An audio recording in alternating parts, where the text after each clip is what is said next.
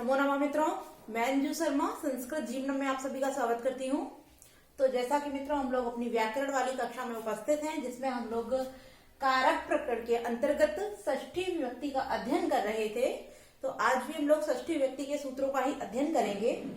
तो कल की कक्षा में हम लोगों ने जो हमारा सूत्र था कर्ति कर्मणो कृति, इस सूत्र का अध्ययन कर लिया था। यह सूत्र हमारा क्या कहता है कि कृत प्रत्यांत यदि कोई शब्द होता है, अर्थात कृत प्रत्यांत शब्द में जब चाहे कर्ता हो या कर्म हो, वहां षष्ठी विभक्ति हो जाती है। और इसके उदाहरण को भी हम लोगों ने जान लिया था। इसके उदाहरण थे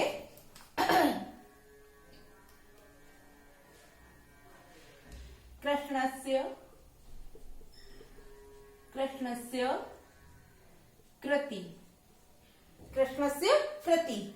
और हमने यहाँ देखा था कि जो कृति था, जो हमारा शब्द है कृति, इस कृति का जो निर्माण हुआ वो कैसे हुआ है? कृ धातु साथ कितिन प्रत्यय।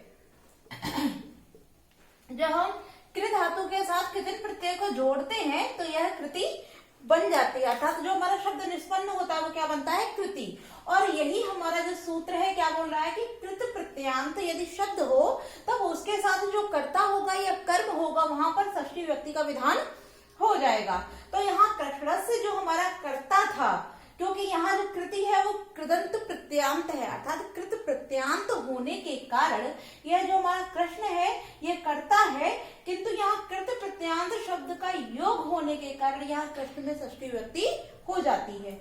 अब ये तो हमारा कर्ता का जो था उदाहरण, और हमने जो हमारा कर्म का उदाहरण था वह भी देख लिया था।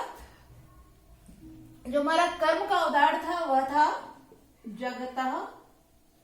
जगतः कर्ता कृष्ण, जगतः कर्ता कृष्ण। अब यहाँ अब सबसे पहले हम यही देखते हैं कि कृत प्रत्यांत शब्द, क्योंकि यह सूत्र जो है वो यही बोल रहा है कि जब कृत प्रत्यांत शब्द होगा तभी वहां कर्ता या कर्म में षष्ठी विभक्ति का विधान होगा। तो सबसे पहले हम यहाँ देखते हैं कि जो हमारा कृत प्रत्यांत शब्द है वो कौन सा है। तो हम यहाँ देखते हैं कि जो हमारा कर्ता है वह कैसे निष्पन्न होता है? कृ धातु के साथ जब हम त्रिच प्रत्यय जोड़ते हैं, कृ धातु के साथ जब हम त्रिच प्रत्यय का विधान करते हैं तो जो शब्द हमारा निष्पन्न होता है वो क्या होता है? कर्ता। और क्योंकि यहाँ कर्ता कृदंत प्रत्यांत शब्द है, इसलिए यहाँ जो हमारा कर्म हो जाता है जगत, तो इस जगत में षष्ठी विभक्ति का विधान हो जाता है। और जो विधान करता है वह कौन सा सूत्र हो जाता है हमारा? कर्तृकर्मणो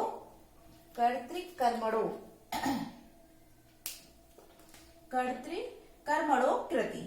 अर्थात यहाँ कर्म में कर्तृकर्मणो कृति सूत्र से षष्ठी हो जाती है, और यहाँ कृष्ण में भी कर्तृकर्मणो कृति से षष्ठी हो जाती है। ठीक है। अब हम लोगों ने यहाँ दोनों ही अर्थात जो हमारा कर्ता और जो कर्म था दोनों ही उदाहरण देख लिए हैं। अब प्रश्न ये उठता है कि यहाँ कृति शब्द क्यों दिया गया है? यहाँ जो हमारा लिखा हुआ है कृति, तो यहाँ कृति ही क्यों लिखा है? तो इसको भी जान लेते हैं। जैसे अगर हम यहाँ कृति शब्द का प्रयोग हमने किया है तो इसका एक उद्देश्य है। वह उद्देश्य क्या है? तो उसके लिए हम एक उदाहरण देखते हैं। कृति पूर्वी कटम, कृति पूर्वी कटम। अब यहाँ कह रहा है कि उसने कटम माने होता है चटाई, तो कि चटाई को पहले ही कृत माने बना लिया था, कि उसने चटाई को पहले ही बना लिया था। अब यहाँ जो हमारा क्योंकि यहाँ सूत्र में कहा गया कृदंत प्रत्यय, अब यहाँ जो हम देखते हैं कि यहाँ जो कृत पूर्वी है, क्योंकि ये तो हमारा कर्म हो जाता है, और यहाँ जो कृत पूर्वी शब्द रह जाता है इसका हम निर्माण देखते हैं, अर्थात यह किस प्रकार निष्पन्न होता है यह जानते हैं। तो यहाँ कैसे होता है? यह कृत धन पूर्व इनी, कृत धन पूर्व धन इनी प्रत्यय, अर्थात कृत पूर्वी जो शब्द बनता है वो इनी प्रत्यय के संयोग से निष्पन्न होता है।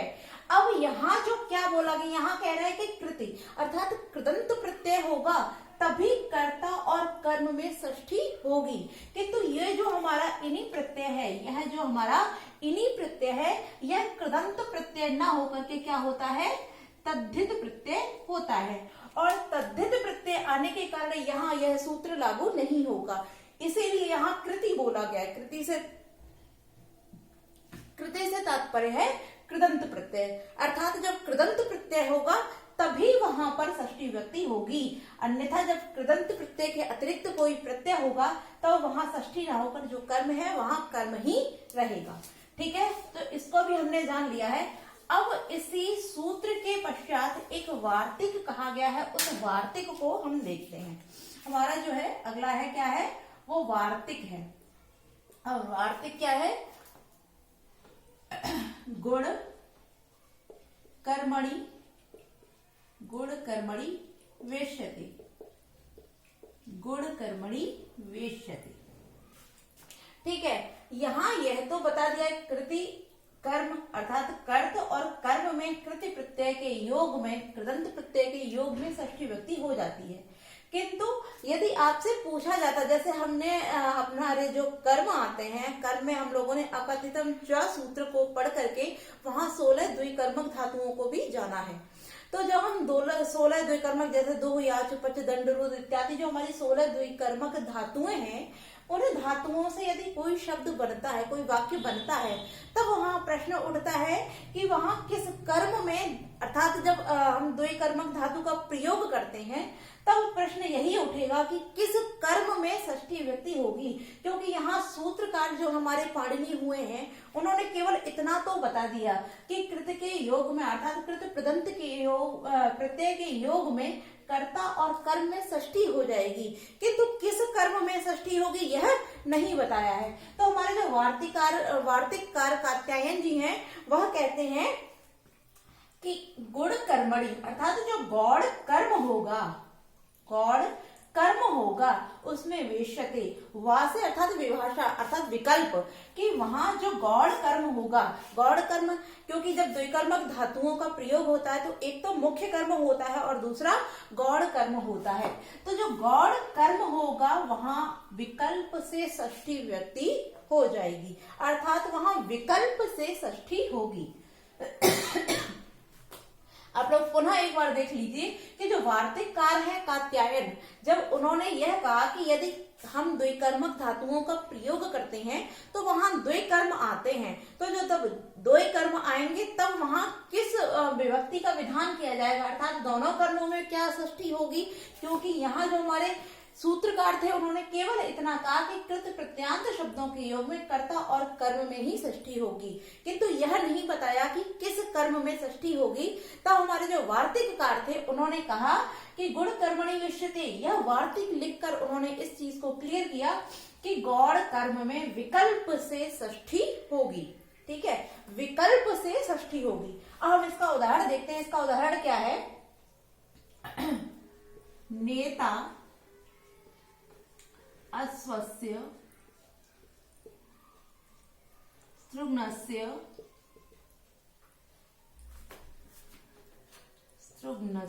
घाय स्त्रुघ्नस्य स्त्रुघ्नं वा।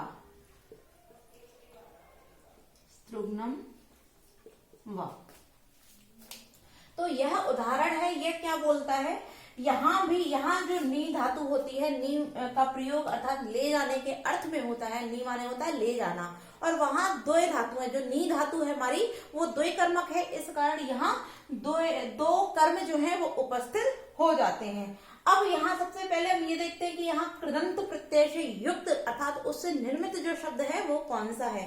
तो ये जो हमारा नेता शब्द यहाँ लिखा हुआ है, यह जो हमारा नेता शब्द है वो नी धातु के साथ त्रिच प्रत्यय जोड़ने से यह नेता शब्द निष्पन्न होता है। तो यहाँ जो त्रिच प्रत्यय है वो कृदंत प्रत्यांत है, अर्थात नेता शब्द जो है वो कृदंत प्रत्यांत है, क्योंकि त्रिच प्रत्यय कृत प्रत्यय होता है। तो नेता शब्द नी प्लस त्रिच से नेता शब्द बनता है। अब क्योंकि हमने देख लिया कृदंत प्रत्यय का प्रयोग यहाँ पर हुआ है। अब यहाँ दिया अश्वस्य स्त्रुघ्नस्य स्त्रुघ्नं वा। अब सबसे पहले हम यह जानते हैं कि यहाँ क्योंकि ये हमारा सूत्र वार्तिक क्या कह रहा है कि गौड़ कर्म में विकल्प से षष्ठी हो जाती है। तो यहाँ दो कर्म है, एक अश्व एक स्त्रुग्न। इसका जो अर्थ है वो क्या हो जाता है, स्त्रुग्न देश को घोड़ा ले जाता है। घोड़े को स्त्रुग्न देश में ले जाता है, घोड़े को स्त्रुग्न देश में ले जाता है। यह इसका अर्थ हो जाता है कि घोड़े को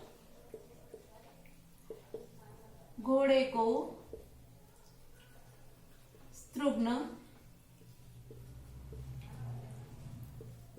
देश में ले जाता है।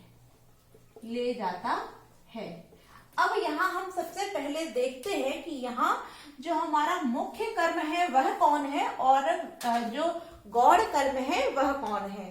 तो क्योंकि हम जानते हैं कि द्वितीय जो हमारी विभक्ति होती है उसका जो कारक चिन्ह है वो क्या होता है, को। जैसे कर्ता ने कर्म को, तो जो द्वितीय व्यक्ति है उसका कारक चिन्ह होता है को। तो अब हम यहाँ देखते हैं वाक्य को कि घोड़े को स्त्रुग्न देश में ले जाता है।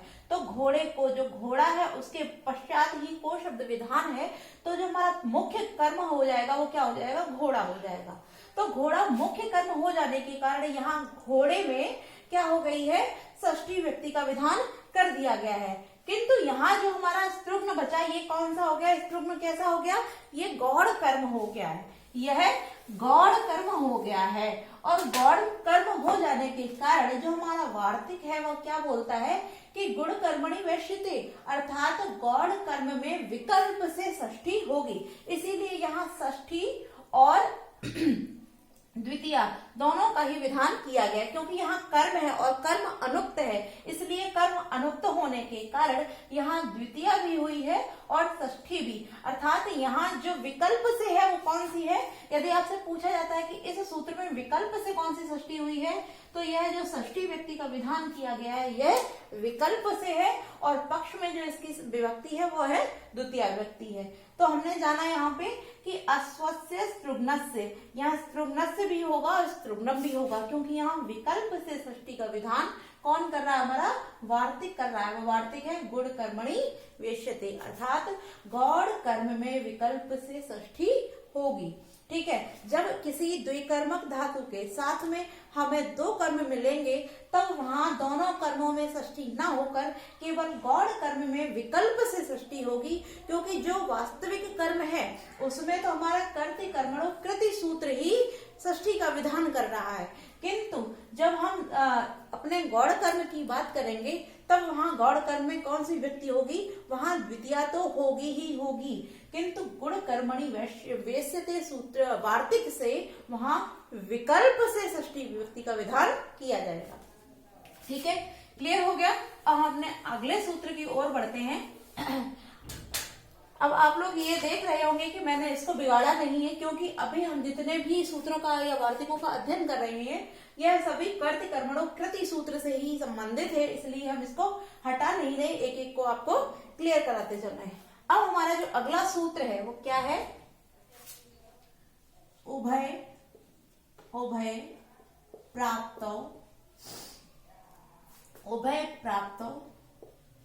कर्मणि, उभय प्राप्तो कर्मणि। अब क्योंकि हम लोगों ने जो हमारे कर्ता और कर्म, यह जो हमारा सूत्र है क्या कह रहा है कि कृदंत प्रत्यांत शब्द हो तब कर्ता और कर्म दोनों में षष्ठी हो जाती है। तो हमने कर्ता और कर्म दोनों के अलग अलग उदाहरणों को देख लिया है। अब यहाँ जो हमारा सूत्र है उभय प्राप्तो कर्मणि, यह क्या कह रहा है कि जहाँ कर्ता और कर्म दोनों आए, तात्पर्य जहाँ कर्ता भी हो और कर्म भी हो, ऐसा वाक्य जहाँ कर्ता भी विद्यमान हो और कर्म भी विद्यमान हो, तब उभय प्राप्त हो। उभय मतलब दोनों प्राप्त हो, क्या, कर्ता और कर्म के दोनों के प्राप्त होने पर वहां किसमें षष्ठी होगी। तो हमारा जो सूत्र है उभय प्राप्तो कर्मणि, यह क्या कह रहा है कि उभय प्राप्तो, जब दोनों प्राप्त होंगे तब कर्मणि अर्थात कर्म में षष्ठी का विधान कर दिया जाएगा। तात्पर्य यह जो हमारे सूत्रकार है पाणिनि, उन्हीं ने इस सूत्र को भी लिखा है कि जब हम दोनों चीजों को प्राप्त करेंगे, तात्पर्य जिस वाक्य में कर्ता भी होगा और कर्म भी होगा, क्योंकि उभय प्राप्तों का अर्थ यही हो जाता है कि दोनों प्राप्त हों। जब दोनों प्राप्त होंगे तो केवल जो कर्म होगा वहां षष्ठी का विधान कर दिया जाएगा। इसके उदाहरण को भी हम देखते हैं। इसका उदाहरण है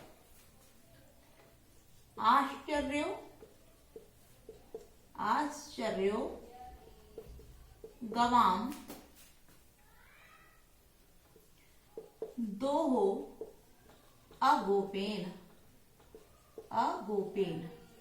यह हमारा उदाहरण है किसका? उभय प्राप्तो कर्मणि का। अब क्योंकि उभय प्राप्तो आश्चर्यो गवाम दोहो अगोपेन, तो यहाँ एक कर्म भी है और कर्ता भी है। यहाँ कर्म भी है और कर्ता भी है, तो दोनों यहाँ इस वाक्य में हमको प्राप्त हो रहे हैं। सबसे पहले इसका अर्थ जानते हैं। अर्थ क्या होता है? यहाँ कहा जा रहा है कि आश्चर्य है गायों का दुहा जाना। किसके द्वारा? अगोपेन, जो ग्वाला नहीं है ऐसे व्यक्ति के द्वारा गायों का दुहा जाना क्या है? आश्चर्य है। अब सबसे पहले हम यहाँ यह देखते हैं कि यहाँ कृत प्रत्यांत शब्द कौन सा है। कृत प्रत्यय से बना हुआ जो शब्द है वो कौन सा है? तो सबसे पहले हम यहाँ जब देखते हैं दोहो जो लिखा हुआ है वो कैसे? दोह धातु के साथ जब हम घय प्रत्यय का विधान करते हैं तब हमारा जो शब्द बन जाता है वो क्या बन जाता है? दोह। तो हमारा शब्द निष्पन्न होता है, क्या हो जाएगा? वह दोह। तो दोह धातु ये कैसे हो? घय प्रत्यय हमारा कृदंत प्रत्यय है, तो कृत प्रत्यांत होने के कारण दोह धातु, तो कृत प्रत्यांत शब्द भी प्रयुक्त हो गई। अब हम क्या देखते हैं कि यहाँ हमारा कर्म भी है और कर्ता भी है। यहाँ कर्म भी है और कर्ता भी है, दोनों प्रयुक्त हैं। अब यही हमारा यह सूत्र कह रहा है कि उभय प्राप्तो, दोनों के प्राप्त होने पर, जब दोनों प्राप्त होंगे तब वहां किसमें षष्ठी होगी? तो यह सूत्र हमारा क्या कह रहा है कि केवल कर्मणि, अर्थात केवल कर्म में ही षष्ठी व्यक्ति का विधान किया जाएगा। तो हमने देखा कि यहाँ जो दो है वो क्रिया हो गई है और कृत प्रत्यांत है, और जो गाय है हमारी, गायों को दुहा जाता है, गायों को, तो हमारा कर्म क्या हो गया? गाय। और कर्म हो जाने के कारण इस गाय में ही षष्ठी व्यक्ति का विधान कौन करता है? उभय प्राप्तो। अर्थात उभय प्राप्तो कर्मणि सूत्र से जब हमने कर्ता और कर्म दोनों को वाक्य में देखा है, तब हम दोनों में षष्ठी का विधान न करके केवल कर्म में ही षष्ठी व्यक्ति का विधान करेंगे, तो जिससे हमारी जो गाय है, गायों में षष्ठी का विधान करके यह क्या हो जाता है? गवाम। तो गवाम यहाँ जो है उसमें षष्ठी व्यक्ति का विधान कर दिया गया। अब क्योंकि यहाँ आगे लिखा हुआ अगोपेन, अब जो हमारा कर्ता रह जाता है इसमें क्या हो जाएगा?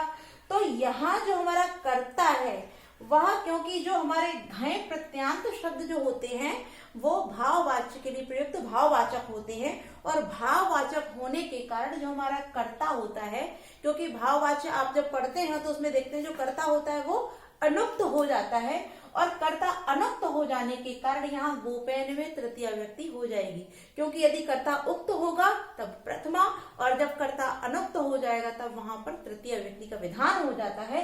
इस कारण यहाँ गोपेन में तृतीया, जो गोप है उसमें तृतीया हो जाती है कर्ता अनुक्त होने के कारण, और जो षष्ठी है वो किसमें हो जाए? कर्मणि, क्योंकि हमारा उभय प्राप्तो कर्मणि सूत्र यही कहता है कि जब दोनों हमें प्राप्त होंगे वाक्य के अंतर्गत, अर्थात कर्म भी और कर्ता भी, तब केवल कर्म में ही क्या हो जाएगी? कर्म में ही षष्ठी व्यक्ति का विधान हो जाएगा।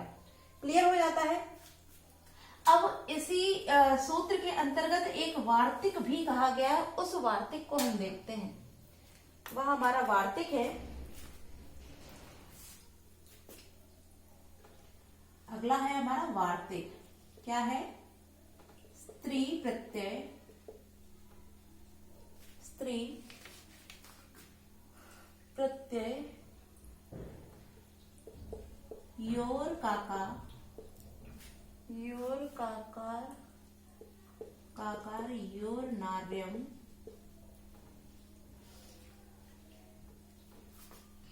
नियमः। यह हमारा वार्तिक कौन सा है? स्त्री प्रत्ययोर काकारयोर नार्यम नियमः। यह प्रत्यय हमारा क्या कहता है कि यह इसी सूत्र के आगे बोलता है, क्या कहता है कि स्त्री प्रत्यांत अर्थात जब स्त्री प्रत्यांत या स्त्री लिंग में कृत प्रत्यय कौन सा, अप और अ, यहाँ दो बोले गए, अप और अ दो, क्योंकि यहाँ द्विवचन का प्रयोग किया है कि अप और अ लिख लेते हैं कि जब स्त्री प्रत्यांत अर्थात स्त्रीलिंग में जब हम अक और अ कृदंत प्रत्यय के साथ साथ, यहाँ कृदंत प्रत्यय भी बोला जा रहा है कि जब स्त्री प्रत्यय अर्थात स्त्रीलिंग में जब कृदंत प्रत्यय के साथ हम अक और अ स्त्री प्रत्ययों का भी प्रयोग करते हैं तब यह नियम लागू नहीं होता है। यह नियम कौन सा नियम, तो उभय प्राप्तो अर्थात अनार्यम नियम। यह नियम जो ऊपर वाला नियम है वह लागू नहीं होगा। कब लागू नहीं होगा, जब स्त्री प्रत्यय का प्रयोग करते हैं अर्थात कृदंत प्रत्यय भी हो और कृदंत प्रत्ययों के साथ साथ जब हम स्त्री प्रत्यय अप और अ का भी प्रयोग करते हैं तब जो स्त्रीलिंगवाची शब्द होते हैं उनके साथ में यह नियम प्राप्त नहीं होता है। तात्पर्य उभय प्राप्तो कर्मणि सूत्र वहां पर नहीं लगता है। ठीक है मित्रों, तो अब जो कि यह हमने जान लिया यहाँ पर इतना कि स्त्री प्रत्यांत शब्द हो अर्थात वहां कृत प्रत्यय भी हो और अप और अ जो हमारे दो स्त्री प्रत्यांत हैं यह भी हो अर्थात कृत प्रत्यय भी लगा हो और जो शब्द है वो स्त्री प्रत्यांत हो, तब यह हमारा नियम जो है वह नहीं लगेगा। तो इसका जो उदाहरण है हम पहले उस उदाहरण को देखते हैं, क्योंकि उदाहरण से ही सूत्र क्लियर हो पाते हैं, वार्तिक क्लियर हो पाते हैं। अन्यथा जिस प्रकार से हमारा यह कर्त कर्मणो कृति सूत्र चल रहे हैं ये बहुत ही कठिन हो जाते हैं, बिना उदाहरण के हम इनको नहीं समझ पाते हैं। तो जो इसका उदाहरण है उसको देखते हैं। तो इसका उदाहरण है मित्रों, भेदिका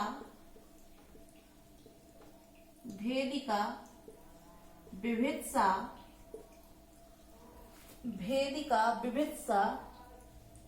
व रुद्रस्य जगतः।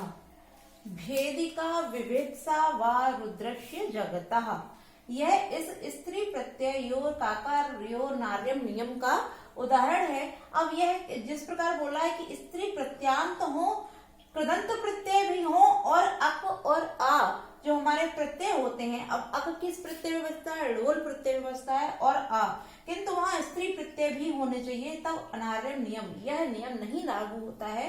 तो क्योंकि जो इसका उदाहरण है भेदिका विभित्सा व रुद्रस्य जगतः। अब यहाँ भेदिका और विभित्सा जो हमारे दोनों शब्द निष्पन्न हुए हैं वह स्त्री प्रत्यय के योग से ही निष्पन्न होते हैं। तो अब क्योंकि यह सूत्र हमें यह वार्तिक समझने में थोड़ा समय लगेगा, इसलिए आज के लिए हम इतना ही रखते हैं। कल की कक्षा में इसको अच्छे से हम क्लियर करेंगे। तो आज के लिए इतना ही मित्रों, नमो नमः।